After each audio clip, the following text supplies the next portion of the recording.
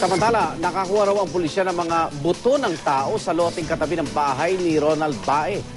Ang lalaking namaril sa Kawit, Cavite na ikinasawi ng 7 niyang kapitbahay noong January 4. Hindi pa nakikilala kung kanino ang labi pero pinaniwala ang inilibing doon ang biktima sa pagitan ng 2003 at 2004. Ang kasama ni Bae sa pamamaril na si John Paul Lopez ang nagturo sa bakanting lote kung saan daw inilibing ang dalawang lalaki matagal nang nawawala.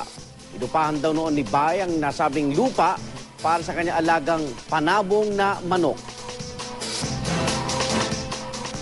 Because of the result of the tactical interrogation na ginawa namin kay John Paul Lopez, marami siyang sinabi, yung mga malawak na network ng illegal drug activity ni Ronald Bae. At dumating kami dun sa punto na yung mga summary execution. Alam namin dyan lang niya ilalagay kasi kung yun ay dyan ibaon, hindi naman kami makakapasok dyan para hukayin yan. Takot kasi kami.